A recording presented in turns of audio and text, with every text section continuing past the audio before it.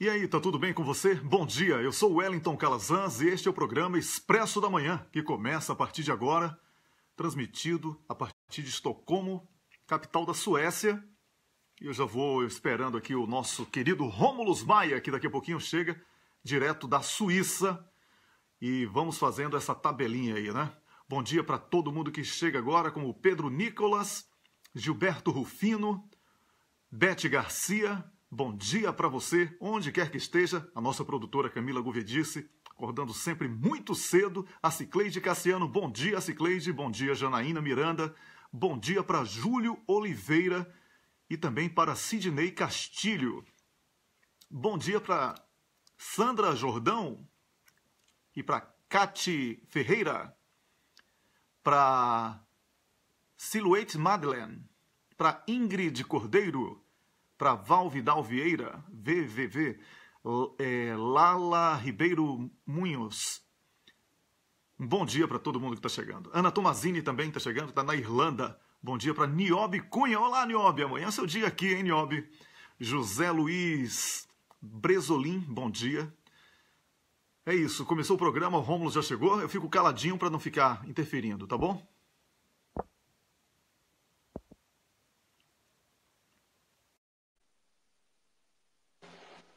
Bom dia, Wellington. Bom dia para você que está nos ouvindo nesta quarta-feira, 6 de dezembro, não é isso? É isso aí. Bom dia, Rômulus Maia. Tudo bem com você? Tudo ótimo, Wellington. Tudo ótimo. Maravilha. Quem manda um saudoso, caloroso abraço para você? Não, eles são dois, na verdade. Tem aqui 2 abraços para você. Eu anotei aqui. Sempre estou... Um abraço vem do Dário Messer e o outro do Juca Bala. Um do pai e outro do pai. Tá bom? Eu não quero, Wellington, eu não quero abraço, não. Eu quero dólar na minha conta. Acho que eles podem ajudar mais. Pois é. Mas eles vão ter muita coisa para falar nos próximos dias aí, com certeza, né? Certamente. Dário Messer. Certamente. Pois é. Dário Messer e Juca Bala cumprimentando a galera do Judiciário no Rio de Janeiro. Sabe quem mandou um abraço também para o Judiciário do Rio, Wellington? Sim. Aquele Cavendish, o dono da Delta, que construiu o prédio lá do tribunal, tá mandando um abraço também. Pois é. Pô, bem lembrado. Poxa, a luz ficou estourada aqui na minha cara. Um minutinho só. Pera aí. Ficou muito claro. Ah, já sei o que é. Rômulo, eu vou ter que levantar enquanto você cumprimenta o público. Tranquilo, vou dando um bom dia aí pra galera. Bom dia, Nandaton Garcia, eu acho que é isso, desculpa se eu falei errado. Bárbara Arena, Eliane Paulino, amiga. Ana Cristina Oliveira, bom dia. Ana Tomazini, mas ela já está compartilhando, acho que ela já recebeu até bom dia. Bom dia, André Luiz Deodato, Leila Ribeiro. Wellington já voltou, né, Wellington? Já voltei com a luz agora, assim, ó. Estilo estúdio, assim, meio estourada na cara, assim, então, mas tudo bem. Antes você estava parecendo Fantasma da Ópera. Estava um lado iluminado, outro escuro. Exatamente. Eu esqueci de desligar a luz natural natural não, a luz do lustre da casa, então ficou aquela coisa estouradona. Mas é isso aí, já está tudo pronto. Hoje temos 2 horas e 40 minutos de sol aqui, temos que celebrar isso. Pois é. Dia 13 é o dia mais escuro aqui desse ano. É um dia bem escurão. Caramba. Menos de 2 horas de sol. Mas, em compensação, no verão a gente não tem noite. Né? A gente tem dia. Porque você está mais próximo, você está muito perto do Polo Norte. Aí é aquela coisa, né? 6 meses de dia, 6 meses de noite. Mais ou menos isso. Aqui está muito frio. Assim, não ainda para o padrão sueco, mas está menos 3 graus. No estilo ninguém merece. Hoje não precisei sair não precisei sair de casa cedo hoje porque minha filhinha não pôde ir para a escola. Eu estou aqui cuidando dela. Então só o Gabriel que foi para a escola hoje. Ganhei de você hoje. Aqui está menos 4. Tá vendo aí? Parabéns!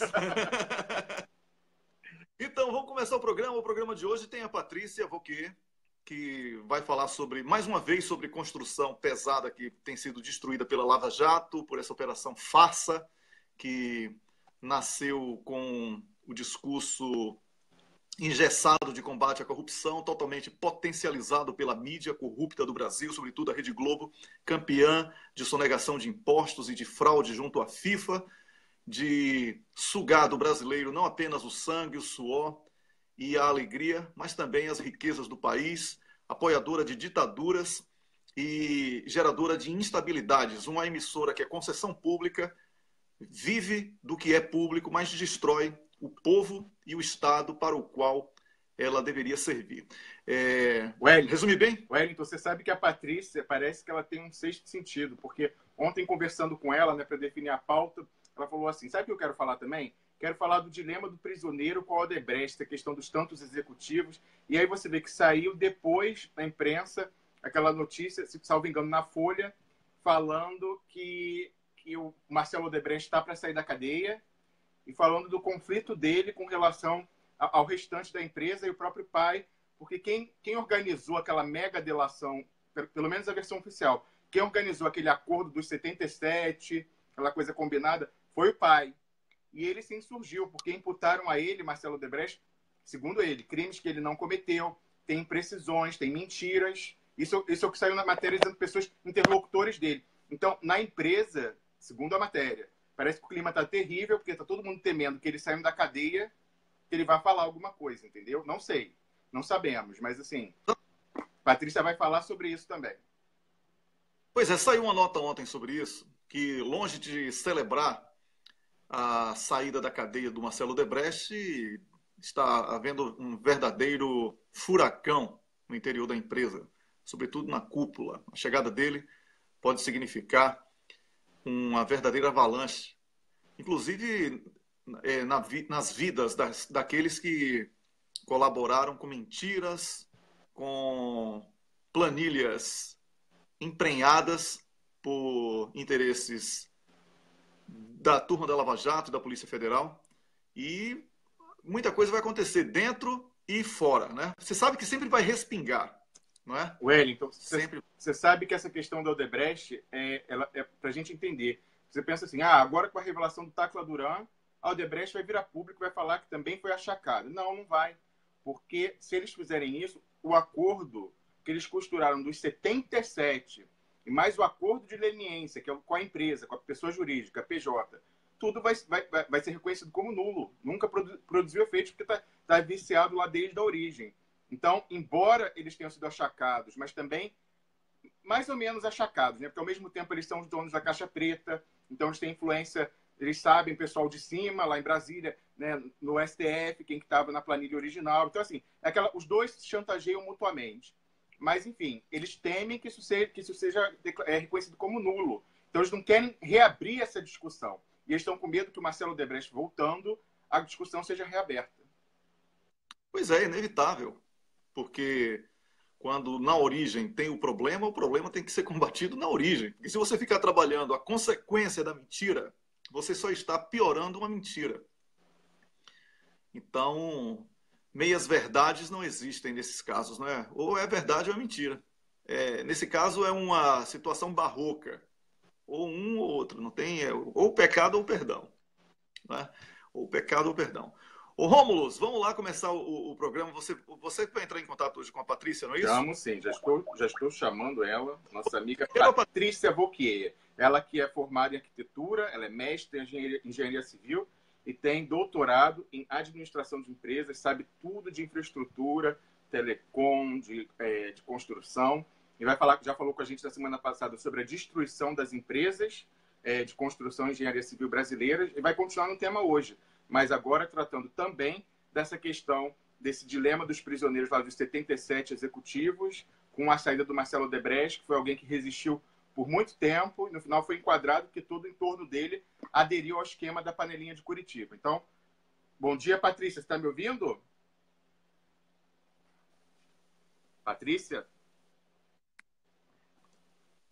Ainda não. Bem, pois é, enquanto a Patrícia não chega, eu vou avisando a você que hoje nosso programa também vai ter o Marcelo Neves, professor de Direito da Universidade de Brasília.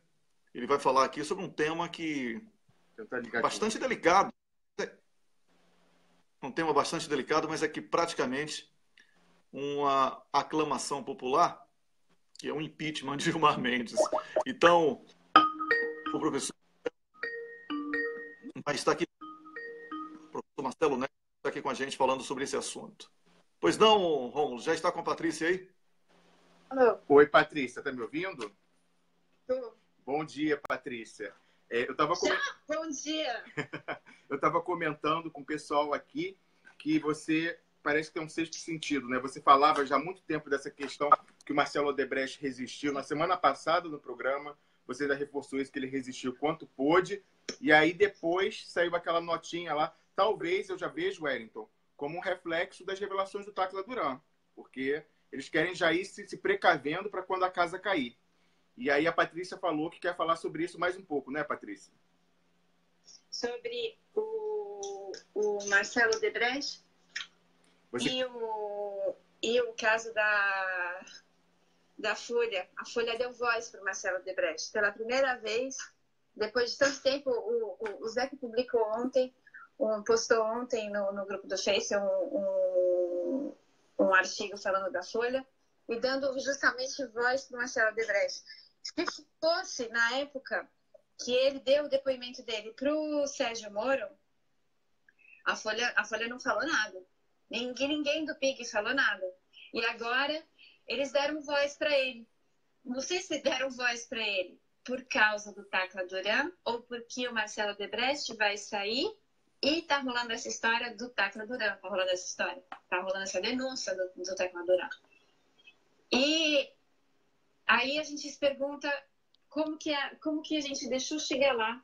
Porque a Lava Jato, o objetivo da Lava Jato, por que penalizar as construtoras agora, se não é para destruir a economia nacional?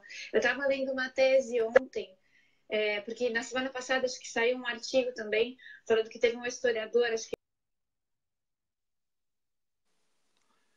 Problema aí com o áudio da Patrícia. Durante a ditadura militar. Pede a Patrícia para repetir. Ele faz um histórico. Patrícia, volta um pouquinho, porque o professor Marcelo Neves, sem querer, me chamou e aí a ligação cortou um pouquinho a participação. Repete um pouquinho o que você estava falando. Volta uns 10 segundos. Esse historiador, teve um historiador que pesquisou a participação das empreiteiras na ditadura e ele revela que a aliança das empreiteiras como Odebrecht, OAS, Queiroz Galvão, Camargo Correia, principalmente essas no Nordeste, tirando a Camargo Correia, que é de São Paulo.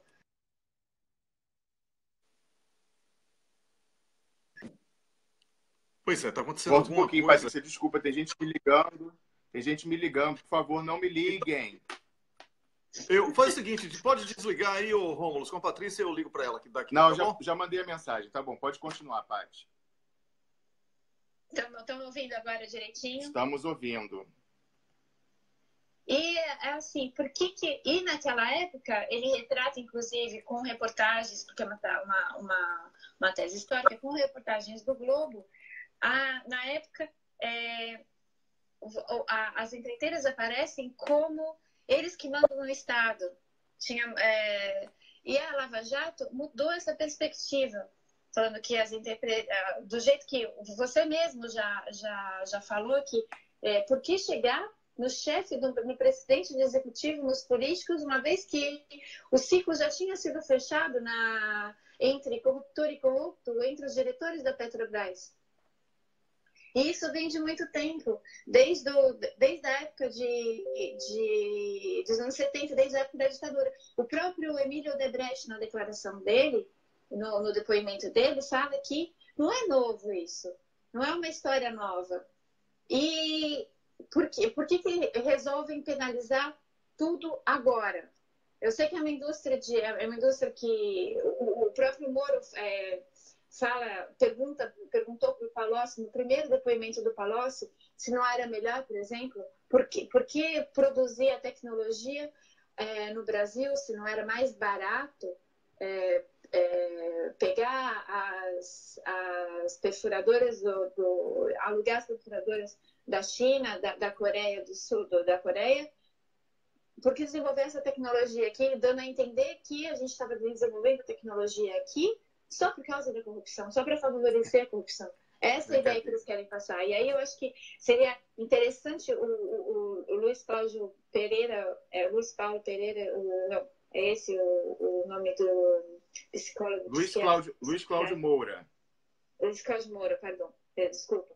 E falar com ele que ele, por exemplo, porque a Lava Jato ela teve uma jogada de marketing muito interessante, porque ela pegou essa história do brasileiro se achar com nada, achar que com o jeitinho brasileiro a gente é corrupto o tempo todo e que a gente deve ser punida, que deveria e que essa atitude tem que ser punida e a gente agora pode bater no peito e mostrar para o mundo inteiro como a gente conseguiu ser corrupto e punir a corrupção. Só que com quem pune, quem está punindo os corruptos também são corruptos.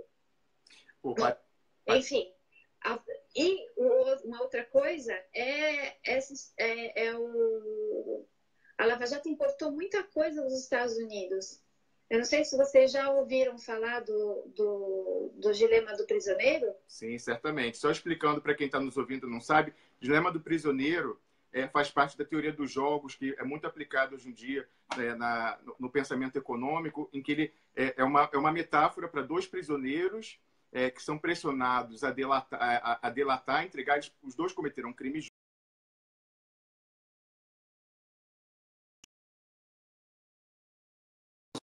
A polícia está interrogando cada um separadamente e aí essa teoria tenta estudar qual seria a melhor estratégia para cada um deles individualmente para conseguir a menor pena, porque se ele não falar nada e for condenado, a pena é alta.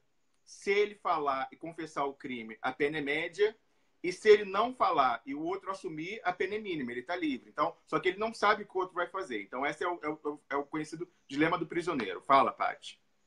Então, e nessa estratégia, eles na Lava Jato, eles jogaram muito com essa estratégia, inclusive com a Odebrecht. E o Marcelo Odebrecht, ele quis resistir até o final, porque ele sabe que ele é inteligente.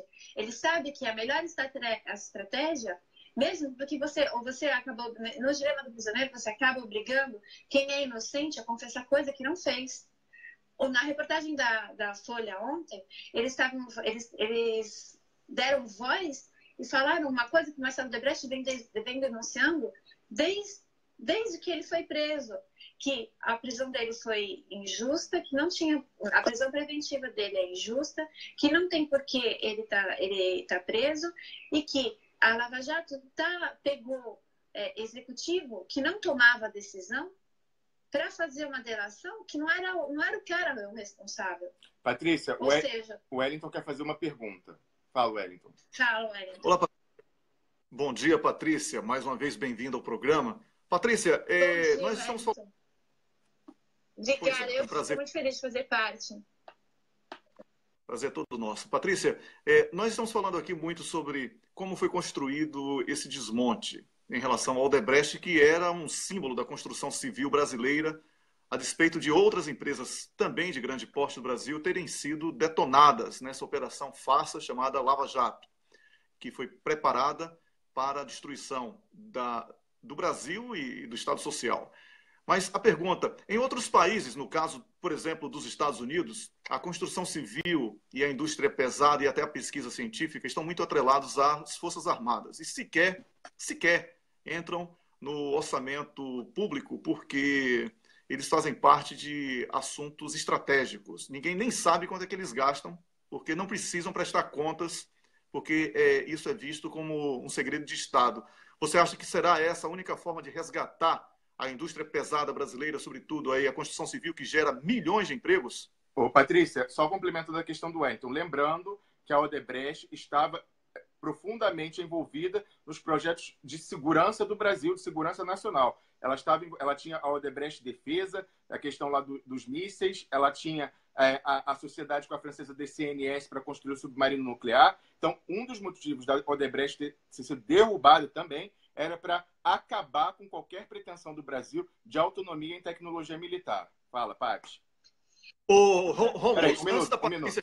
Fala, Wellington. Antes da Patrícia responder, eu peço a Camila que exclua aí da página Mauro Bernardes. É um imbecil que está falando bobagens por aí, está incomodando o nosso pessoal e desviando o foco do debate. O nome do imbecil é Mauro Bernardes, tá bom? E você que assiste ao Cafezinho e as outras páginas, pode banir das suas páginas, porque é um daqueles idiotas que aparece para trollar o debate quando ele é sério. Vamos lá. Fala, Paty. A gente agora está numa situação mais complicada. Uma coisa que esse historiador revelou foi que a indústria pesada brasileira, ela é excelente faz um tempo já. Desde os anos 70, ela se desenvolveu bastante e ela, desde os anos 70, ela exporta tecnologia.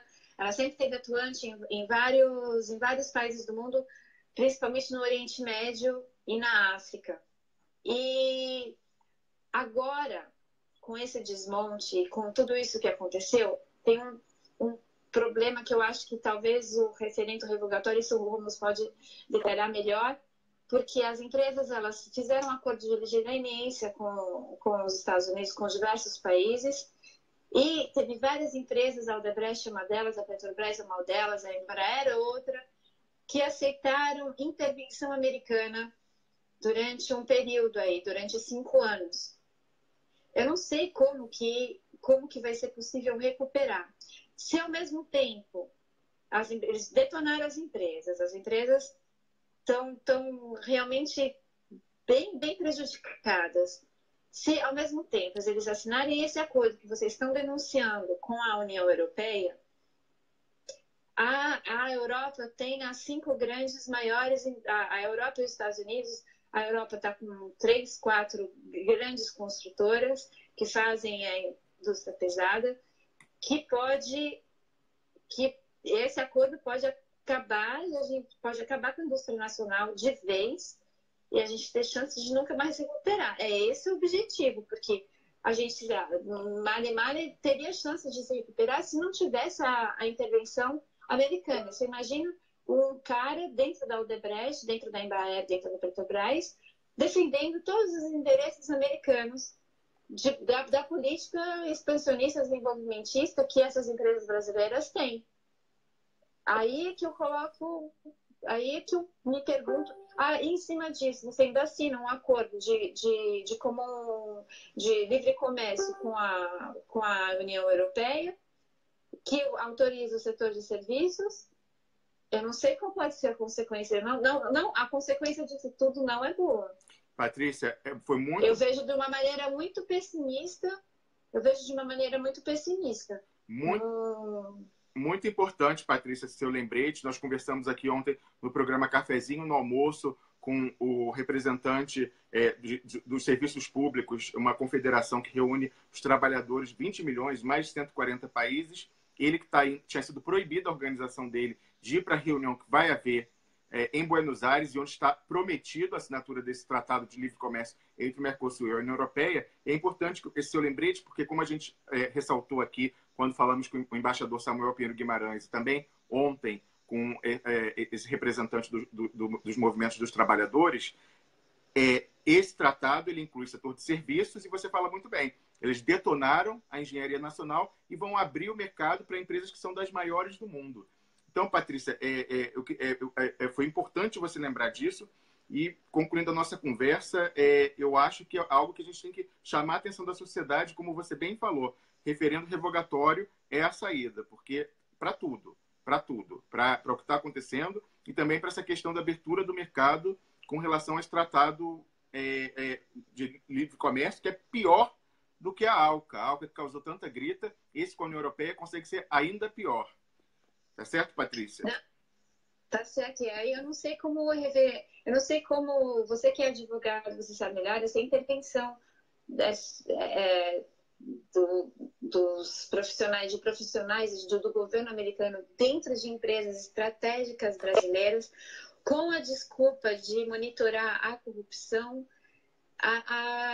é bem complicado. Eu não sei, eu acho que nesse ponto o referendo revogatório, eu acho que ele não tem muito efeito, porque aí você estava explicando ontem que você passa pelo direito, no sentido na direção de um direito privado, e que as relações diplomáticas entre os países, aí é você que explica o direito melhor do que eu, mas, a meu ver, é muito nocivo para a indústria nacional. Patrícia, nesse caso, só para tranquilizar quem está nos assistindo, de fato, porque foi um ato, entre aspas, voluntário dessas empresas na submissão delas à jurisdição americana. Mas por que elas tiveram que fazer isso? Porque há ainda no Brasil um governo que não defende o interesse nacional, pelo contrário, que atua contra o interesse nacional. Então, elas não se sentiam protegidas. Evidentemente, isso era um assunto para ser resolvido na esfera política. Era para o governo brasileiro falar, pera lá, o que é isso aqui? Não vai botar, como chama? Oh, meu Deus, auditoria, entre aspas, nas empresas, nas grandes empresas, como você falou, Embraer, Odebrecht, Petrobras, por 5 anos, escritórios americanos. Nada disso. Tem dados comerciais, dados estratégicos, dados relacionados à segurança nacional. E não vai ter nada disso, não. Era para ter falado isso. Mas como é um governo corrupto e que é chantageado por todos os lados, porque tem, né, muito podre, né, muito esqueleto no armário, ele se submeteu. Então as empresas não tiveram outra opção. Mas eu tenho certeza que entrando um presidente que defenda a soberania nacional, ele vai sentar na mesa e vai falar para os Estados Unidos, não, peraí, isso é assunto de Estado, não é empresa privada, não, são empresas que estão ligadas à soberania. Fala, Wellington. Complementando seu pensamento, não quer demais dizer que o mandato de Dilma Rousseff ainda está sob julgamento. Né? Ele não é um mandato que foi interrompido. O próprio STF abriu a possibilidade de que Dilma recorresse quando ela foi afastada do cargo definitivamente, mas não foi punida, e há aí um processo em aberto. Isso, então, esse governo... Muito bem, Wellington. Está subjúdice o afastamento dela. Em tese, Dilma Rousseff poderia voltar amanhã, se fosse julgado que o impeachment foi ilegal e inconstitucional. E, nesse caso, seria reconhecida a nulidade de todos os atos que foram feitos aí. Então, qualquer pessoa que entre em entendimento com o Estado brasileiro nesse período em que ele está ocupado por usurpadores, se estiver agindo de boa fé, não vai nem entrar em entendimento com essas pessoas. Em agindo de má fé e entrando em entendimento, isso exclui qualquer obrigação do ponto de vista do direito internacional, porque estão agindo de má fé. Tá certo, Patrícia? Tá certo. E obrigada pela participação e parabéns pelo programa, parabéns por esses últimos dias, desde o começo, mas desses últimos dias, vocês conseguiram dissecar todo o depoimento do Tacla Duran, todas as entrelinhas. A gente tem que denunciar, tem que continuar denunciando. Patrícia, eu que agradeço, mas lembrando que você faz parte da equipe, isso é um trabalho coletivo, e até essa dissecação, como você bem muito disse, foi um trabalho construído em rede. Muita gente contribui com a gente, fala com a gente fora do ar, e assim, realmente a gente tem um time nota 10 aí ajudando a gente, e você faz parte dele. A gente agradece e espera você voltar na semana que vem com mais uma análise importante. Obrigada, eu que agradeço por vocês. A luta continua, né? Isso aí. Bom dia, Paty. Bom dia para vocês. Bom dia. Até logo. Ouvimos a Patrícia Vauquer, que é comentarista aqui do programa, que fala sobre construção civil, sobre energia, todas as quartas-feiras, no programa Expresso da Manhã, que você está assistindo a partir da página do Cafezinho, mas gerado em diversas outras páginas. E somos muito gratos a você que compartilha o programa, que curte todas as páginas que estão aí a corrente em defesa da democracia. O Rômulo está entrando em contato aí com o professor Marcelo Neves. Está tudo ok com ele agora, Rômulo? Nós já estamos em linha, Wellington, com o professor de Direito Público da Faculdade de Direito da Universidade de Brasília, Marcelo Neves. E ele hoje vai falar com a gente, Wellington, sobre o pedido de impeachment do ministro Gilmar Mendes. Ele que é um dos subscritores dessa peça pedindo o impeachment do ministro, que é um tabu. Até hoje nós não tivemos o processamento de nenhum pedido de impeachment no Senado para ministro do STF. E quem sabe Gilmar Mendes seja o primeiro a estrear isso que é previsto constitucionalmente, porque o único órgão ao qual a gente pode recorrer com relação ao ministro do STF é o Senado, que tem a competência, de acordo com a Constituição, nos termos da Constituição, para afastar um ministro do STF. Bom dia, professor Marcelo Neves. Bom dia, Ron. Bom dia, Wellington. Prazer novamente estar com vocês aqui e lutar pelo saneamento dessa república de corruptos, essa quadrilha que está no poder, apoiada pelo Supremo Tribunal Federal, liderado pelos maiores bandidos dessa república, o senhor Gilmar Mendes. O prazer é nosso, Bom dia. professor. Bom dia, professor. O senhor está me ouvindo bem? O senhor está ouvindo o Wellington, professor? Estou ouvindo o Rômulo, estou ouvindo muito bem. O Wellington está mais difícil, mas dá para ouvir. Dá para ouvir. O Wellington quer fazer uma pergunta para o senhor. Fala, Wellington.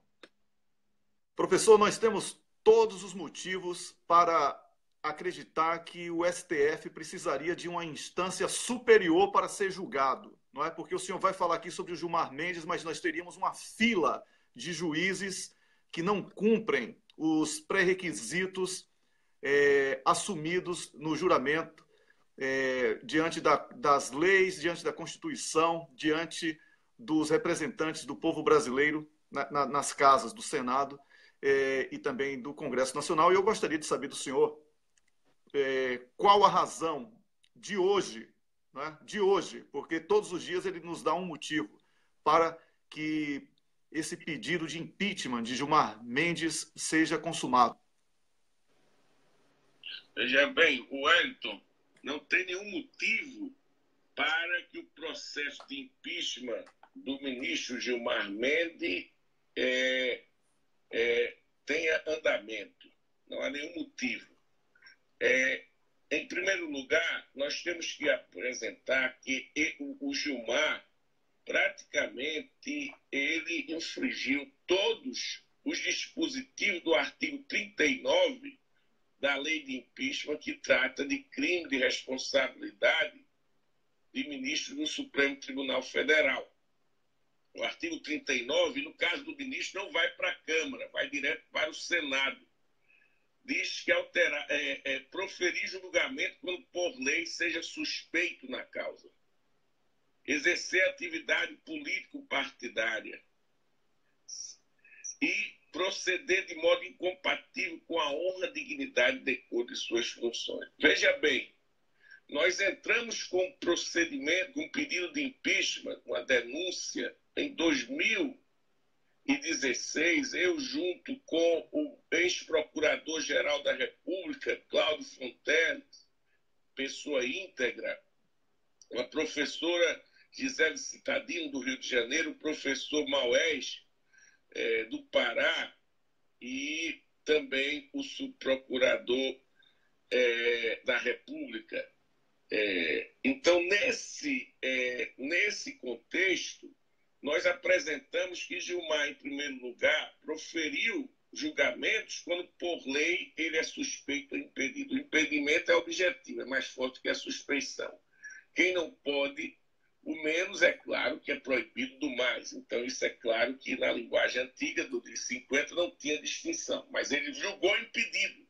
E não é o caso de Aike, não. O de Aike ele ainda tinha uma fuga. Ele dizia que no caso de Aike e do Barata, não há impedimento porque o advogado, o escritório da esposa dele, quem é advogado do Aike, mas não se trata de um caso em que ele o escritório está atuando. Mas isso é falso, tudo bem. Mas há um caso que nós apontamos, do Piva, que é um advogado eleitoral, 2 casos em que ele atuou no processo para uma causa do próprio escritório de Bermudes. E aí é novo Código de Processo Civil, isso foi depois da entrada em vigor do novo Código de Processo Civil. O Gilmar julgou 2 casos desse advogado, que é do escritório da esposa dele, está proibido, é impedido. Então ele insistiu em julgar 2 vezes. Então ele julgou quando era suspeito ou impedido, caso de impeachment. Mas ele foi suspeito porque ele julgou casos com pessoas íntimas dele, como o Mudirovitz, um advogado, que é advogado dele em causas. Esse senhor publica junto com ele, é pessoa que fez o mestrado com ele, dá palestra com ele, um jovem que ele convida para todas as palestras nessas situações recentes na Rádio Tupi. Então, é uma pessoa que é pública e notariamente íntima dele. Então, também aí a suspeição, ele não poderia julgar. Ele julgou o caso daquele Riva, que ele soltou o Riva, aquele político lá do Mato Grosso, que é conhecido como o rei da ficha suja. Ele concedeu 3 habeas corpus para essa pessoa, contra todas as instâncias judiciais. Aí é um caso. Ele é atividade político-partidária. Nós provamos que ele atacava várias vezes o Partido dos Trabalhadores, atacava o governo como se fosse um agente partidário, chamando Lula de bebarrão, chamando o governo do PT de cleptocrático, de uma cleptocracia, e, ao mesmo tempo, se encontrava articulando com políticos, com várias reuniões. Nós apontamos isso. Então, é tipicamente exercer atividade político-partidária. Lei de impeachment, cabe impeachment. E também, por fim, de uma maneira genérica, alguns colegas, mas isso é muito vago, proceder de modo incompatível com a honra, dignidade e decoro de suas funções. Mas há a lei da Loman, há o código de ética que diz o que é falta de decoro, dignidade e honra do cargo, agir dessa maneira. Se você vai para a Loman, é proibido, é vedado, cabe, é falta disciplinar se um juiz, um magistrado, trata sem urbanidade as partes, ele agride as partes. E Gilmar e os colegas, se ele ataca instituições da República, e Gilmar atacava as partes, os advogados, a OAB como instituição da República, como algo que é uma extensão do Partido dos Trabalhadores, dentro do próprio julgamento. Ele atacava seus colegas em sessões. Então, ele chamou Marco Aurélio de velhaco. Então, isso é uma injúria. Então, isso é contra a honra, dignidade e decoro. O CNJ, por muito menos, afastou vários juízes da sua função. Então, nós tínhamos 3 fundamentos da lei de impeachment. Apresentamos isso com clareza, é um impeachment bem detalhado, com os fatos. E, imediatamente, o primeiro impeachment, o senador Renan Calheiros arquivou. Arquivou monocraticamente. E para o ministro, quando é ministro supremo, ao contrário do arquivamento na Câmara, por Eduardo Cunha ou não, que é monocrático, no Senado diz que é a mesa do Senado, não é o presidente, é a mesa.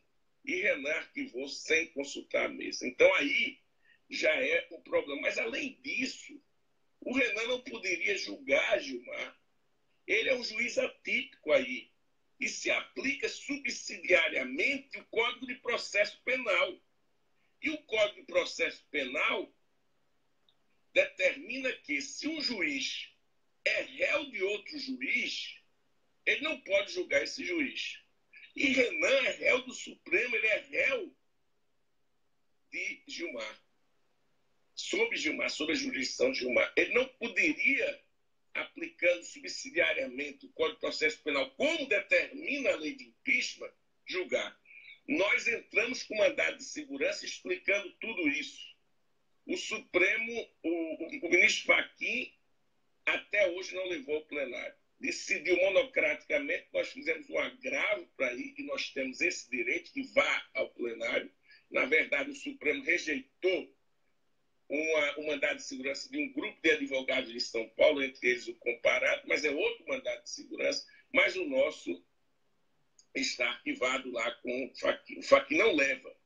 Mas, recentemente, nós entramos em 2017 com outro impeachment, Wellington, com outro impeachment, porque houve fatos novos.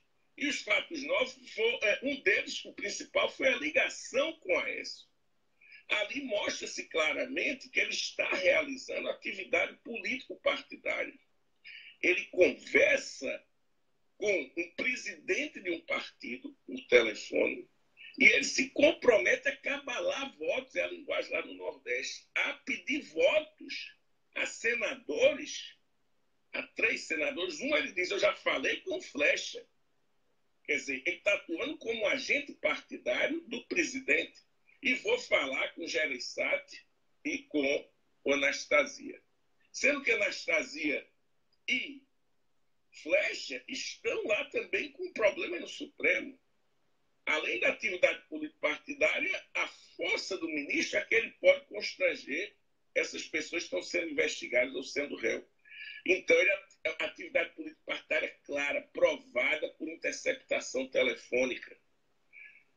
Isso o Supremo, o Senado, novamente, não levou a sério. Também novas formas de falta de decoro. Ele chamou de velhaco o ministro Marco Aurélio numa sessão.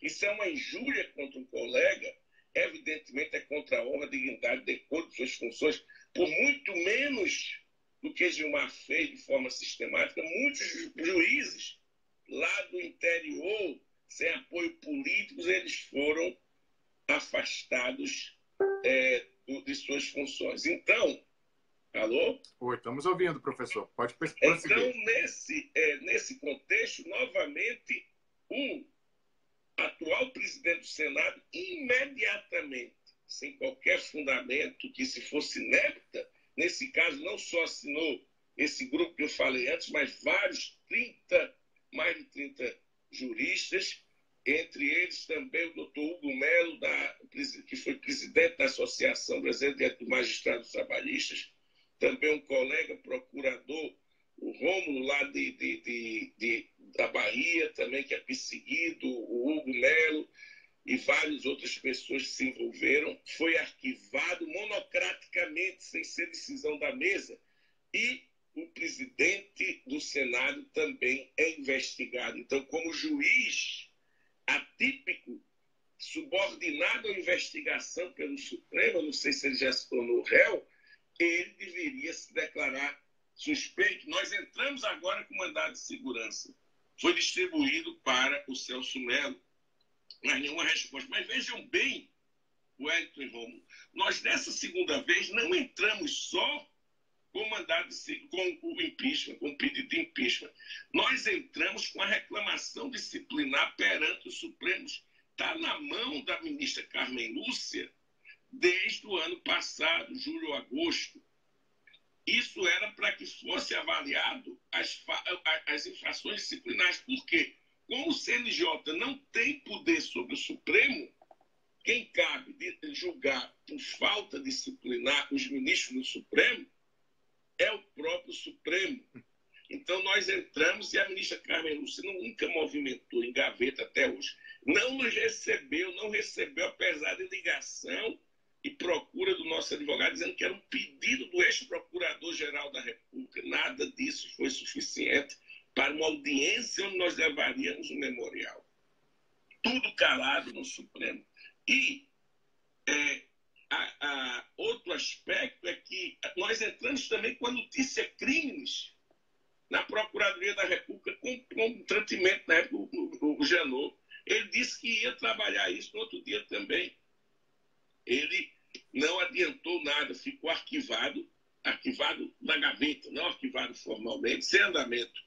E nós pedimos ali que se considerasse a nossa notícia crimes se o Gilmar não teria praticado crime comum pelo telefonema com a Aécio. Por que nosso argumento era esse?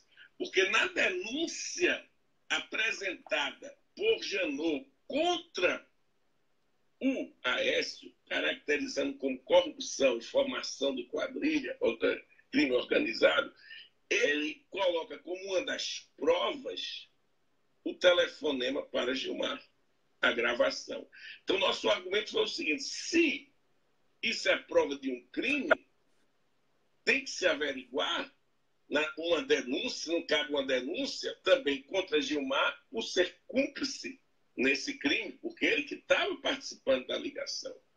Mas o procurador Janot nunca tomou nenhuma providência e até hoje a Procuradoria não toma nenhuma providência. Então, a situação é difícil. Por quê? Porque as instituições estão corrompidas. As instituições não estão funcionando minimamente. Quando surgiu a Constituição de 88, eu defendi a tese de professor titular na Universidade Federal de Pernambuco, a constitucionalização simbólica. Eu apontava que a Constituição tinha era uma fachada simbólica, mas as relações de poder, elas fugiam a esse contorno, mas ainda havia um simbolismo que, ao mesmo tempo, é ambivalente, dissimulava era ideologicamente negativo, criava um Estado constitucional de aparência, mas tinha um lado positivo, que a Constituição era referência nos grupos de oposição e de protesto para as transformações sociais. Atualmente, a própria fachada simbólica de uma construção em ruínas, que era isso antes, a própria fachada simbólica ela demoliu. Ela foi demolida. Nós temos, na verdade, uma degradação constitucional. É o cinismo da elite, o cinismo das elites, que fazem abertamente a prática contrária à Constituição, de destruição constitucional, de corrupção aberta e, concomitantemente, a apatia do público que está sem uma reação adequada para esse estado de coisas. Então, nós estamos numa quadra, num momento da vida nacional que é muito problemático, e esses pedidos de impeachment, a falta de andamento desses pedidos de impeachment, a postura de conluio do Supremo, uma postura típica de corrupção sistêmica, onde prevalecem boas relações, poder econômico, poder político sobre a decisão, isso aponta para a degradação constitucional. Então, esse seria o primeiro ponto que eu diria, e aí realmente eu estou aberto para novas perguntas. Estamos falando com o professor titular de Direito Público da Faculdade de Direito da Universidade de Brasília, Dr. Marcelo Neves, que fala sobre o pedido de impeachment do ministro do STF, Gilmar Mendes. Eu sou o Wellington Calazans, falando a partir de Estocolmo. Para quem chegou agora, este é o programa Expresso da Manhã, e eu apresento o programa com Rômulus Maia, que está na Suíça. Rômulus, agora é a sua vez de perguntar. Professor Marcelo Neves, o senhor certamente, na semana passada, acompanhou os desdobramentos daquele depoimento do ex-advogado Odebrecht, Rodrigo Tacla Duran, à CPMI da Fábrica de Delações. E esse depoimento, ele trouxe muitas novidades assim, explosivas no próprio depoimento com relação ao que a gente já sabia que ele ia falar. Ele guardou as coisas para falar no último minuto para que não fosse impedido de falar. Então, ele já estava lá e acabou falando. E uma das revelações novas que foram feitas na quinta-feira passada foi justamente a estranhíssima informação de que ele contratou um dos advogados lá da Panela de Curitiba, o senhor Marlos Arnes, e que o Marlos Arnes pediu que ele pagasse os honorários para conseguir a delação camarada, lá com a Panela de Curitiba e com os procuradores, pediu que uma parte fosse paga ao escritório, como deveria ser, e a outra parte fosse paga ao curso do qual o advogado é dono e onde dão aula os procuradores, o juiz Sérgio Moro, a delegada da Polícia Federal, Érica Marena. E, nesse caso, isso abriu uma nova perspectiva de, na verdade, cursos de direito estarem sendo usados para esquentar dinheiro frio, dinheiro por fora.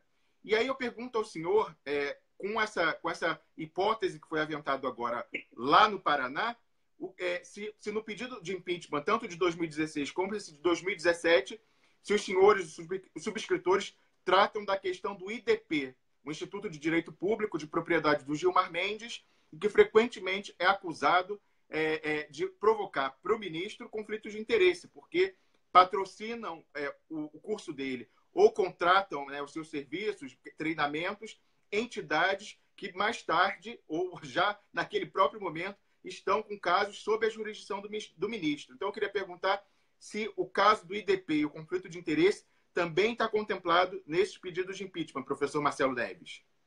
Em primeiro lugar, o que o Tacla Duran trouxe teria que caber investigação imediata do Ministério Público e da Polícia Federal e, evidentemente, teria que ser um escândalo a estar, ao menos como suposição, não estou acusando ninguém, em princípio, para ir no mesmo erro, como algo suposto para ser algo escancarado na grande mídia, mas a grande mídia se cala vergonhosamente e as investigações dos órgãos que caberiam tomar as providências não ocorrem. Então, isso é vergonhoso para o nosso país.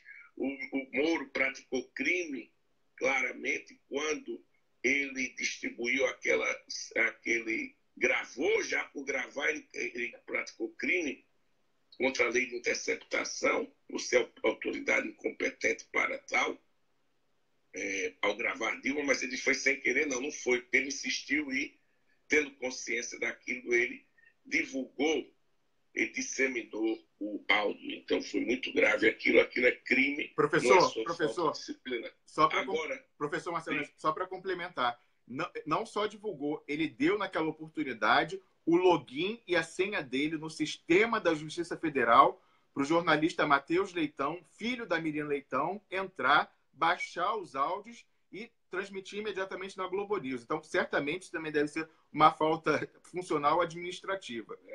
Essa eu não sabia. Bom, todo dia a gente descobre uma nova nessa trama do poder golpista, né? Essa eu não sabia, mas aí a coisa é muito mais grave, porque aí entra todo um conjunto de faltas administrativas que teria que implicar uma postura imediata do CNJ, que se cala diante do Moro, e quando são juízes fracos na estrutura de poder ou que têm posturas ideológicas diversas, então esses juízes sofrem todas as consequências, né? E às vezes não tem nada de partidário, é apenas uma postura que é possível. O juiz pode se manifestar ideologicamente na parte doutrinária, nada disso há problema, porque ele não pode fazer atividade político-partidária. Eles perseguem muitos juízes ultimamente, mas o CNJ se cala diante dessas práticas absurdas do juiz Sérgio Moro. Este homem realmente é um câncer na nossa República. É um câncer menor do que o Gilmar, eu entendo. E o Gilmar está lá no Supremo. Mas os dois juntos são complementos de um judiciário que realmente é discutível para a cidadania brasileira. E quanto ao Gilmar, nós colocamos isso, porque são tantos fatos. Um deles é a prática do IDP. Ele, o IDP, realiza eventos com políticos que estão sendo investigados por Gilmar. Então, aí, foge ao Código de Ética e, portanto, entra na falta de decoro, ele está realizando isso. Porém, posteriormente, houve também verbas de órgãos privados para o IDP que foram comprovadas. Isso já é posterior ao segundo impeachment. Por isso que eu adianto, caros Wellington e Romulo, vocês vão ter, no início do próximo ano, um terceiro impeachment. E o terceiro impeachment vai focar muito na questão do Bradesco. O senhor Gilmar Mendes ganhou 2 milhões do Bradesco, que é réu em várias situações no Supremo, para o seu curso. Ele foi avalista. Ele, sendo avalista, ele não pode administrar outra proibição. Ele não pode administrar o IDP. Ele administrou já, comprovado pelo André Barrocal, que foi lá no site, constava ele como administrador. Ele tirou depois de 2 dias, quando a Carta Capital.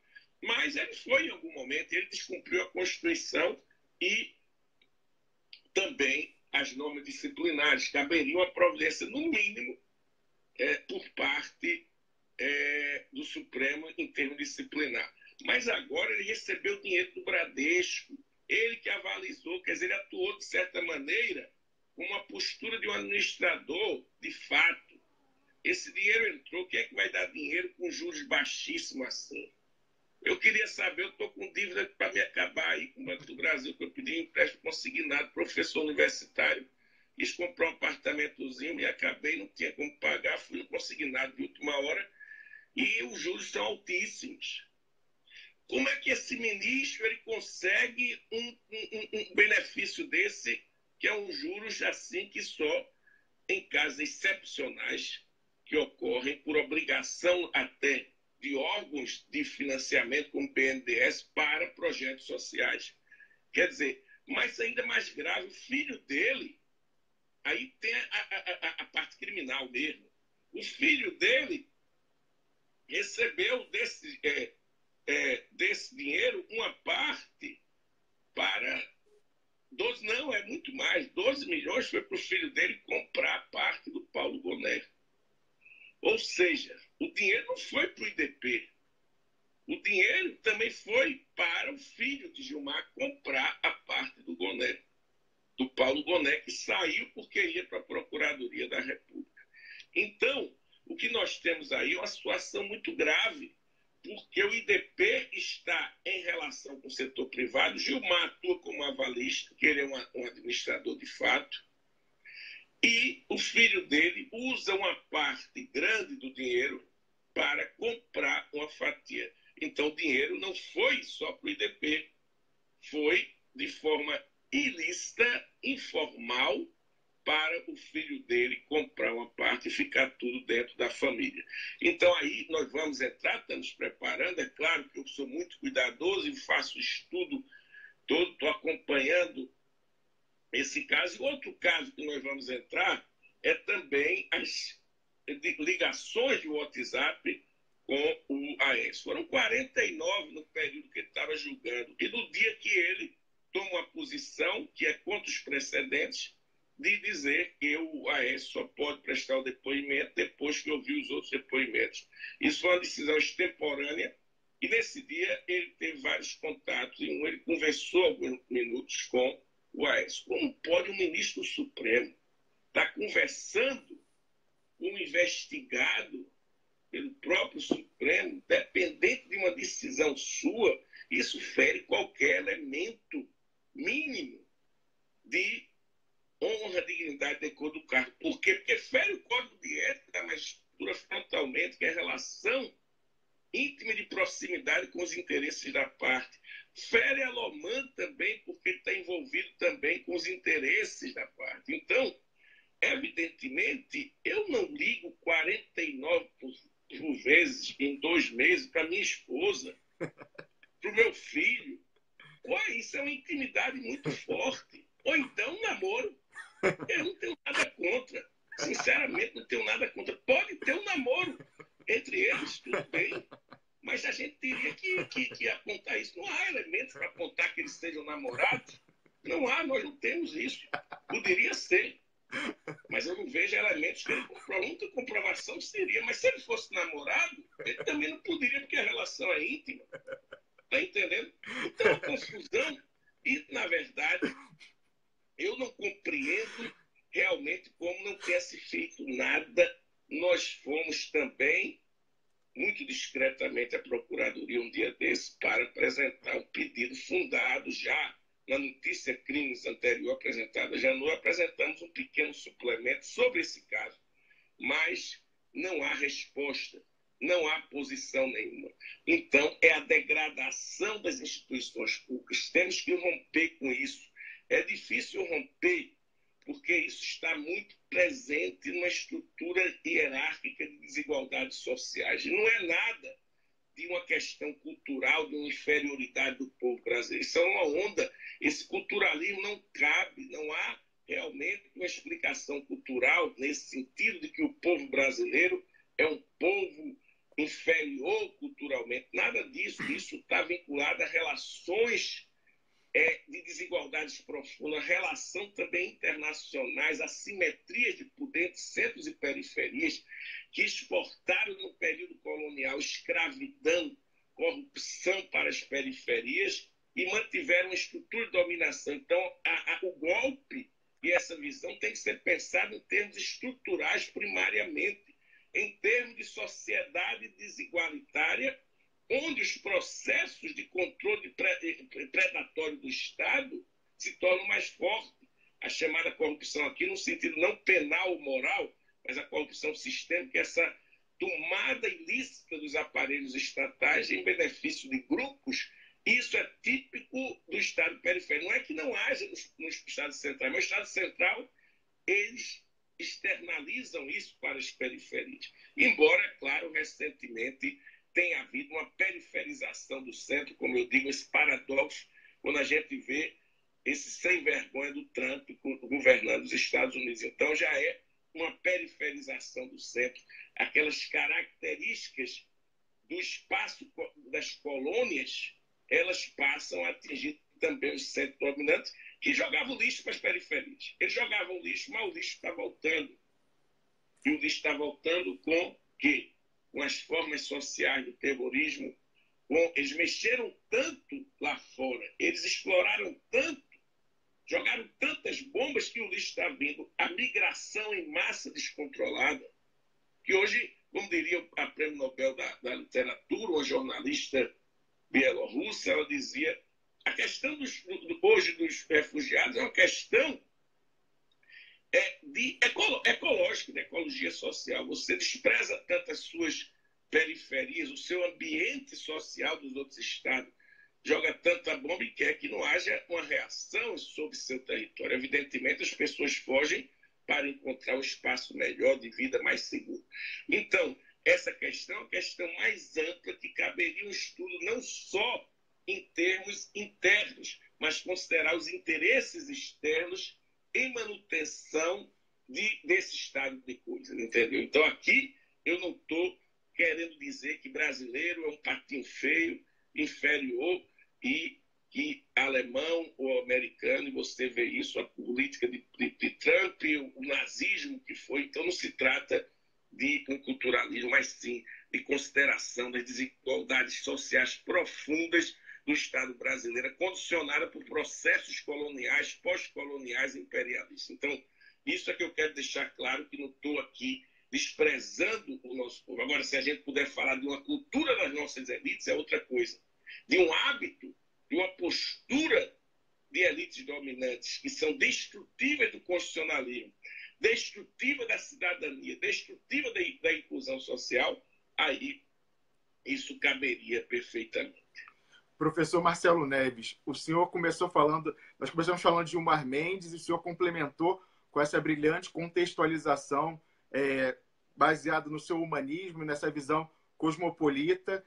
Eu tenho certeza que quem está nos ouvindo aí vai começar o dia com muita reflexão, mas evidentemente que falar de todas as impropriedades do Gilmar Mendes levaria não só o programa inteiro, levaria uma semana inteira de programa para a gente cobrir tudo que o Gilmar Mendes fez. O senhor já adiantou aqui, deu um furo para a gente, falando que haverá já no próximo ano um novo pedido de impeachment. Nós deixamos desde já o convite para o senhor retornar, assim que isso for lá protocolado. Mas nós esperamos também, e com certeza quem está nos ouvindo, que o senhor volte antes disso ainda para elevar aqui o nível do nosso debate.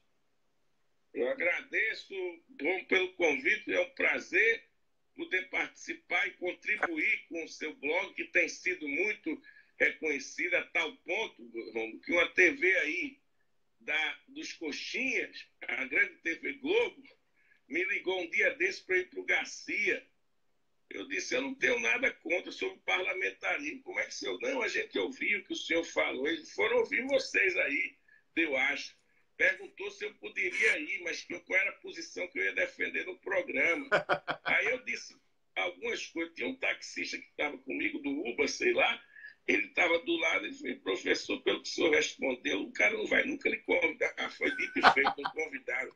Eu não ia para lá para dizer besteirinha para a TV Globo, eu ia para dizer o que eu disse a vocês. Então, eles não convidaram, não. Mas eu acho que eles descobriram que eu tinha dado essa entrevista aí e foram me procurar.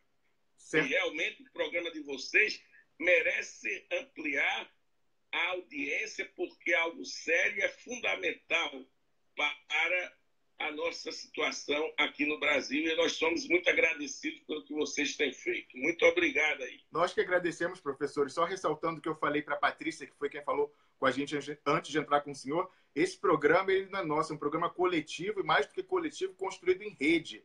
Então, o senhor também é um dono, também é uma das vozes dos tantos que se somam aqui para esse esforço coletivo de resistência. E é importante saber isso, que a gente está com esse esforço de todo mundo, conseguindo pautar até mesmo a Rede Globo, que é o maior problema do Brasil nos dias de hoje, já há várias décadas. Então, obrigado, professor, nos agradecemos, esperamos que o senhor volte em breve para, mais uma vez, trazer uma discussão importante e fortalecer a luta de resistência, professor.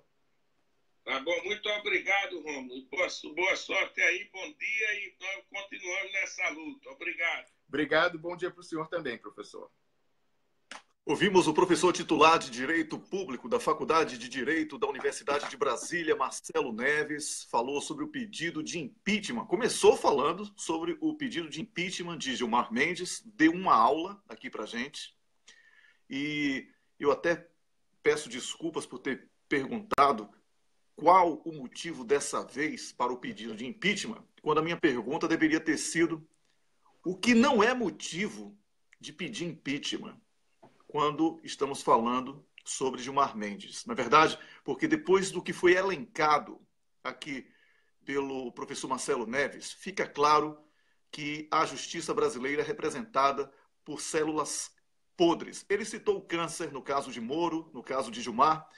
Então, podemos dizer que é uma metástase do mau caratismo que hoje toma conta do judiciário. Mas existem juristas sérios, e esses juristas sérios assistem ao nosso programa e querem colaborar com a gente. Existem policiais muito sérios no Brasil, militares muito sérios no Brasil que querem colaborar com o programa.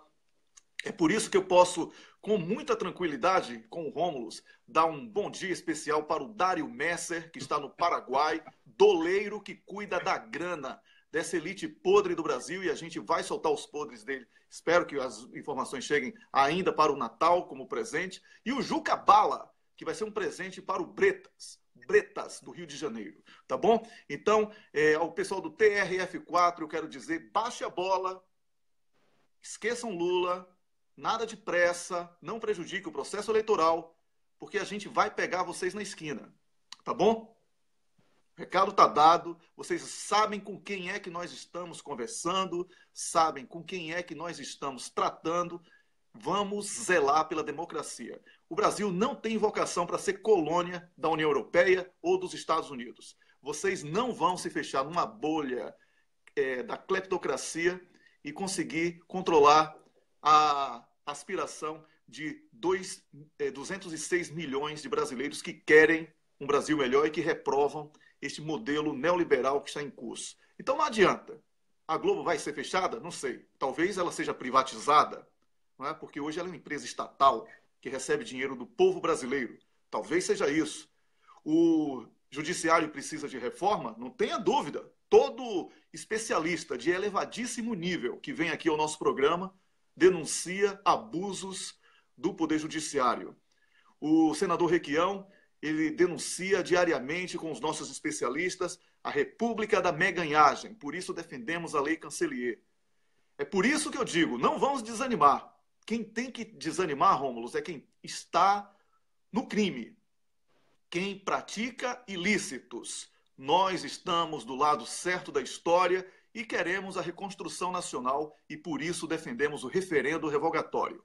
É isso que estamos falando, é disso que estamos tratando. E o professor citou aí que um taxista do Uber falou sobre o que ele iria falar na Globo e que ela jamais iria chamar, e também falou que a Globo está assistindo a gente. Não tenha dúvida. Eles estão assistindo e vai faltar papel higiênico no Rio de Janeiro, como faltou em Curitiba, quando Tacla Duran estava prestes a falar. Vai faltar papel higiênico no Rio de Janeiro para essa galera da toga do Rio de Janeiro, tá? Falar em Rio de Janeiro, Lula já está no Rio de Janeiro e amanhã Lula vai estar no Rio de Janeiro no mesmo momento em que Sérgio Moro estará no Rio de Janeiro. Vamos dar a cada um a recepção que cada um deles merece, tá bom? Sérgio Moro, que ontem recebeu o prêmio de Brasileiro do Ano. Ouça bem aí o que eu estou falando. Sérgio Moro recebeu ontem o prêmio Brasileiro do Ano. Aí a gente não sabe se quem é criminoso é quem dá esse prêmio ou ele que recebe esse prêmio, tá? Quem que deu, Wellington, quem que deu o prêmio? A revista Quanto É, aquela que vende pauta, aquela revista que vende pauta. Quanto É? Ô, Rômulus, como nós somos internacionais poliglotas, você pode falar em francês. Quanto é? Ça fait combien? É a tradução. Também em espanhol você tem duas. Você pode falar quanto custa, ou você pode falar quanto vale. Quanto vale isso? Entendeu? E também... não vale nada. Wellington, você sabe, a propósito dessa premiação, mas premiação é brincadeira, mas a propósito dessa... o Sérgio Moro é reincidente no crime, né? Porque ano passado ele estava lá, naquela foto clássica, cochichando no ouvidinho do Aécio Neves. Eu acho que será que o Aécio Neves é poligâmico, né? A gente fala, o professor Marcelo Neves falava 49 vezes com o Gilmar Mendes, né? Então, será que eles eram namorados? Assim, a gente viu também muita intimidade com o Sérgio Moro naquela premiação no ano passado. De repente, a gente não sabe se o Aécio Neves é uma pessoa, né, um patrono, um incentivador do amor livre, não sei. Mas, enfim, é uma pessoa que tem muita intimidade com muitas pessoas, inclusive com o Sérgio Moro. Esse ano, o Aécio ficou escondido, não foi na foto, mas foi lá o Temer. Você sabe que o Temer também estava na premiação, mais uma vez, também estava no ano passado, e foi de novo. E veja que o Moro, publicamente, cometeu mais um crime. Ele fez lobby com o presidente ocupante, né, usurpador da República, falando a ele que pressione o STF para manter a prisão em segunda instância. Que eu saiba, o judiciário independente e o Supremo Tribunal Federal, como o órgão de cúpula máximo do judiciário brasileiro, não há de sofrer interferência do presidente da República. O Sérgio Moro fala, não, porque o governo tem muita influência, então o senhor deve falar isso para manter a prisão em segunda instância. Todos nós sabemos por que ele fala isso, quem que ele tem em mente quando ele fala que ele quer prender em segunda instância. A gente sabe. Olha, Wellington, eu acho assim, se eles fossem, eu sempre falo isso no meu blog, se eles fossem inteligentes, eles nem pensariam na possibilidade de prender Lula.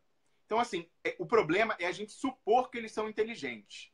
Porque, como a gente sabe, se eles fizerem qualquer coisa contra Lula, se não houver a possibilidade, né, uma decisão ali que um desembargador não vá junto, e possa permitir o recurso que chama embargos infringentes, que suspende o efeito da sentença e Lula possa concorrer, se isso não acontecer, o Brasil vai parar. A gente sabe disso, a gente conversa com movimentos sociais, vai ter, quando esse julgamento for pautado, já vou avisar aqui em primeira mão, vai ter já hashtag Ocupa Porto Alegre, hashtag Ocupa TRF4 e vai baixar o Brasil para lá, para a cercania daquele tribunal. E isso é só uma amostrinha do que vai vir para Brasília, para STJ e STF quando os recursos subirem.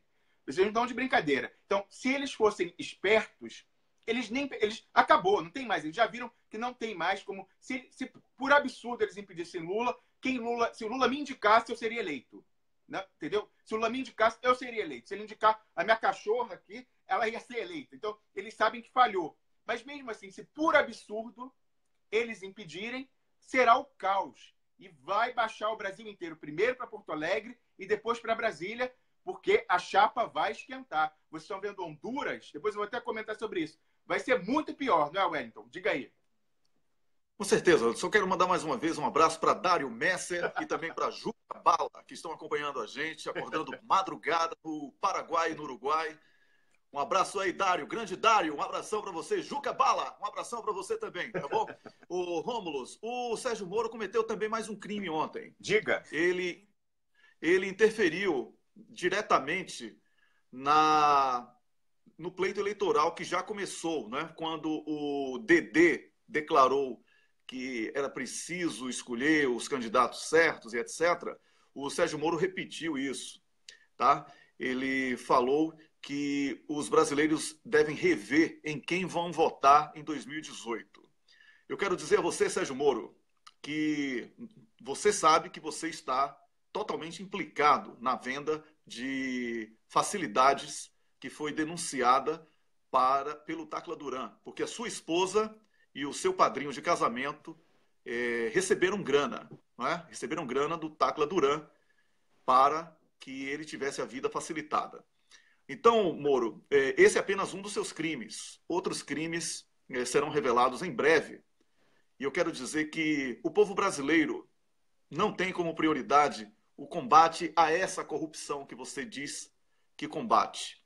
Porque o povo brasileiro não é burro de achar que José Serra é honesto, Aécio Neves é honesto, certo? Que Fernando Henrique Cardoso é honesto e que outros bandidos como Temer, como Cunha, não é? Que você permite que a esposa de Cunha gaste o dinheiro roubado e ela não seja punida por isso, o povo brasileiro sabe que isso não é combate à corrupção, isso é proteção de uma quadrilha. E você é um juiz que usa a toga para proteger a sua quadrilha, a quadrilha do PSDB e de alguns de algumas células podres de outros partidos. Porque você é um juiz programado para destruir a indústria pesada brasileira, o setor de petróleo e gás, destruir o estado do Rio de Janeiro e deveria se envergonhar do que fez. Mas como a gente sabe que você não tem nenhum compromisso com o Brasil, o povo brasileiro hoje sabe quem você é, Sérgio Moro. É por isso que eu digo que Lula cresce nas pesquisas graças a você como cabo eleitoral. Toda vez que você e a Globo abrem as bocas, e falam alguma coisa negativa sobre Lula, Lula cresce na pesquisa. Porque credibilidade, Moro, é algo que só se sustenta se você segue uma trilha da ética. E você não é um juiz ético. Você é um juiz que vende facilidades. Você é um juiz que pratica crimes, como no caso do vazamento de áudio. Isso é um crime lesa pátria. Tá? Você é criminoso, Sérgio Moro. Você é criminoso. A lei não vai mudar para safar você do crime. Certo? Você é um juiz criminoso. Cometeu crime ao vazar áudio. Cometeu crime ao permitir que o filho de uma jornalista da Globo tivesse uma senha para ter acesso a conversas vazadas. Isso é um crime absurdamente imperdoável. Você é um juiz criminoso, Sérgio Moro. Então, criminoso não tem moral para dizer o que é que o povo deve ou não fazer nas urnas. Agora, nós aqui ontem, eu e o Rômulo... Wellington, só uma complementação. Você falou que o Sérgio Moro está profundamente implicado nos eventuais crimes lá da panelinha, né, que vendia delação camarada em Curitiba. E é verdade, você falava da implicação indireta pelo amigo pessoal, entre aspas, do Sérgio Moro, porque não existe amigo impessoal, mas sim, o amigo pessoal Zucoloto e a sua esposa. Mas vai além disso, Wellington, porque a gente viu que nas negociações, os advogados negociavam com as pessoas que eles queriam extorquir pena. Quem apena é o juiz. Como que o advogado tinha procuração para ir negociar com o acusado a pena, a sanção? É esquisito. Fora isso, a gente tem que lembrar que os procuradores vendiam a delação camarada. Mas quem entregava a mercadoria era o Sérgio Moro, porque é ele que homologa. Então, ele está implicado, sim. E o terceiro elemento de implicação é que ele impediu até aqui, mas foi frustrado, mas vinha impedindo que Táquila Duran, que denuncia o esquema, fosse ouvido. A defesa do presidente Lula, por 2 vezes, quis ouvir o Táquila Duran como testemunha de defesa e ele impediu com os argumentos mais estapafúrdios. Da última vez, dizendo que não conhecia o endereço do Táquila Duran, quando ele conhece muito bem, porque ele pediu a extradição do Táquila Duran e no processo de extradição tem a identidade do Táquila Duran e aqui na Europa, o Wellington sabe, eu também sei, as identidades traz o endereço residencial das pessoas. Então, mais uma vez, ele mentiu, mas só para mostrar o quão ridículas são as desculpas que ele deu para tentar proteger a galera dele. Mas não adianta, não adianta. Eles deixaram rastro, sumiram, possivelmente, com algo da ordem de 700 milhões de reais, porque é o equivalente, o que eles pegavam, era meio a meio, o que eles pegavam em multa, a outro era o valor igual para fazer a engrenagem rodar e o esquema ali soltar a delação camarada. Então, não adianta, a gente tem muita gente já olhando sobre isso, os deputados, a CPI, vai em cima disso, é uma próxima frente de investigação, olhar a história também do curso do Marlos Arnes, que parece, se o que o Táquila Duran disse é verdade, era uma forma de esquentar dinheiro público desviado, porque as multas são públicas, também vamos nos debruçar sobre isso. Então, não adianta correr agora, porque a gente vai ver tudo isso. Diego Wellington. Olha, Rômulo, eu queria só, para concluir o meu pensamento, dizer que a preocupação que nós temos com a eleição não é pela opção do brasileiro na urna, mas é que essa opção seja respeitada. E por isso, você que acompanha a página do blog O Cafezinho, eu convido para que você leia uma publicação que foi feita por mim, pelo Rômulo, ontem à noite, com informações muito recentes, com informações protocoladas na Justiça sobre possibilidades de fraude nas urnas eletrônicas. E eu quero que você... o título é Urna Eletrônica Brasileira. A teoria da conspiração fica só na teoria? O texto foi escrito pelo Rômulus, a pesquisa e investigação foi feita por mim e o material está disponível. É um material público, inclusive, mas que eu recebi minutos depois de protocolado, para que eu pudesse trazer em primeira mão com o Rômulus esse assunto que nós vamos debater com profundidade a partir da próxima semana, que é essa coisa do TSE preparar, realizar e fiscalizar a eleição. E julgar. Existe, sim. E julgar no final. E julgar ainda, julgar. É verdade. É igual a Globo investigando corrupção da Globo. Né? O jornalismo da Globo investigando a corrupção da Globo. Né? Só eles acreditaram nisso. Só eles acreditaram que o povo acreditaria nisso. Rômulo, a gente vai ter que terminar o programa por causa da nossa parceria com o Brasil 247. O Leonardo Artucci vai entrar no ar daqui a pouco às 7h30, mesmo que ele não tenha compartilhado hoje o programa com a gente, eu costumo manter a palavra. Eu quero dizer o seguinte, algumas pessoas ficam dizendo aí que você me interrompe, outras dizem que eu interrompo você. Eu quero deixar claro o seguinte, para você que acompanha o programa, eu e Rômulus somos os apresentadores do programa. Aqui não existe o Wellington ter prioridade ou Rômulus ter prioridade. Aqui, como o Rômulus disse há pouco, é um programa que é feito em rede. A opinião do público também é de extrema relevância. Quando alguém opina de uma maneira que construa uma formulação melhor do que a nossa, nós incorporamos aquela melhor ideia. Prevalece aqui a melhor ideia. Eu tenho o maior respeito por Rômulus, ele foi convidado por mim para apresentar o programa. O programa era cafezinho no WC, por causa do WC de Wellington Calazans, e o horário que vocês estariam no banheiro, supostamente, né? Quem está no Brasil. Mas eu não tenho vaidade com isso. Convidei o Rômulus, agora é Expresso da Manhã, e tenho o maior prazer de ter Rômulus como meu parceiro aqui. Atenção, não adianta ficar comentando, perdendo tempo, falando que Rômulus me atropela ou eu atropelo Rômulus, porque a nossa amizade está acima de qualquer coisa. Não. Acima de qualquer coisa. Então ninguém vai prejudicar esse nosso objetivo. Não percam tempo escrevendo essa bobagem, não percam tempo escrevendo bobagens, porque o meu respeito por Rômulus e pela equipe, que é liderada pela Camila Govedis, né, e que tem aí Carlos Krebs, Mariel, Ana Tomazini, Abel Paulo Gamba, que tem Luiz Cláudio, que tem tanta gente boa. Né? Niobe Cunha, acabou de comentar aí. Niobe Cunha, que vem amanhã falar com a gente. Isso, exatamente. Então, nós temos respeito. E o novo membro, embaixador Samuel Pinheiro Guimarães. Exatamente, que vem amanhã.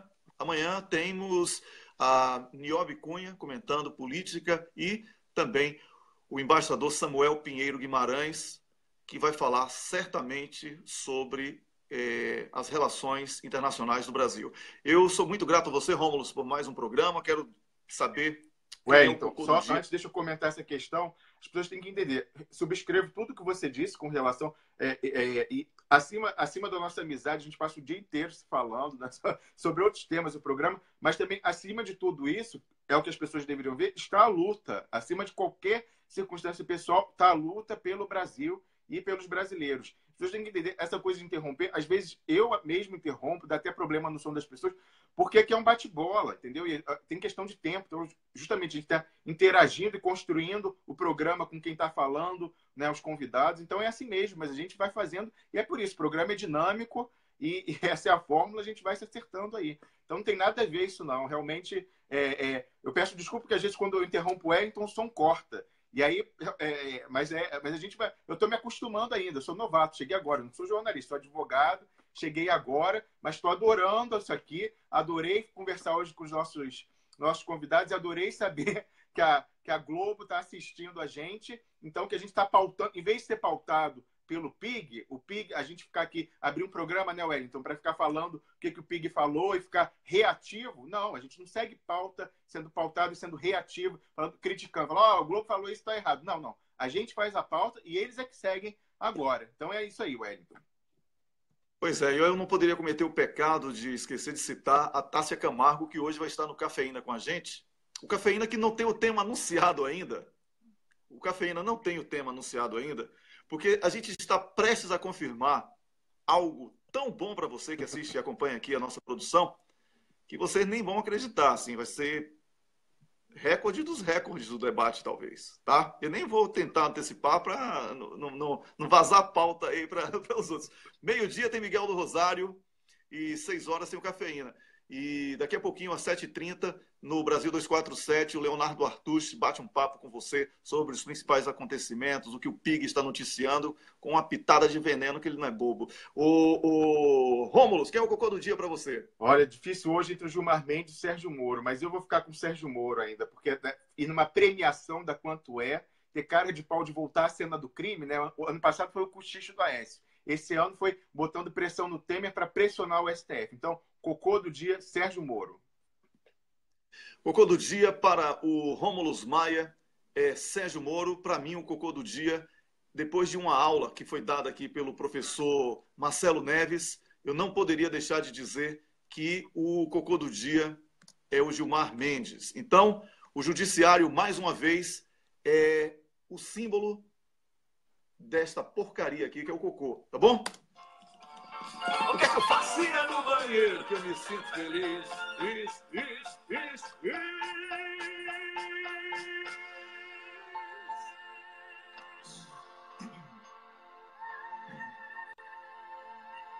Apertar descarga, ó.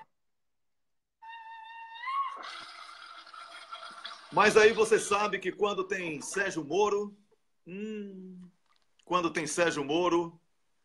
tem que dar descarga outra vez, que o cara é um cocô assim que fica grudado nos cantos, sabe como é, né? Aí eu pego a vassoura aqui, a vassourinha referendo revogatório com o detergente nióbio, né? Para detonar a lesa pátria. Vamos lá.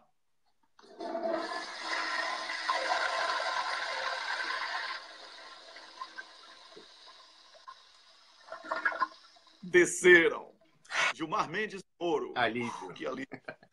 Um alívio total. Na página do programa Expresso da Manhã no Facebook tem um botão de doação que a gente vai usar para a promoção do nosso trabalho. Se você tiver a fim de colaborar, fica à vontade, tá? Não sou pastor de igreja, tá? Não estou pedindo dízimo, mas o toque está dado. Um grande abraço. Amanhã às 6h estaremos de volta, eu e o Rômulo e você, que compartilha, que curte, que comenta e que faz desse programa o sucesso que foi mencionado pelo professor Marcelo Neves. Agora às 7h30 no Brasil 247, daqui a 2 minutos, você acompanha o Leonardo Artucci. Diga lá, Leonardo, estou aqui porque o Wellington e Rômulus pediram para assistir você, para ele ver que a gente está fazendo realmente uma corrente de solidariedade em defesa da democracia. Um grande abraço, bom dia e meio-dia tem Miguel, 18 horas, Cafeína. Tchau, tchau.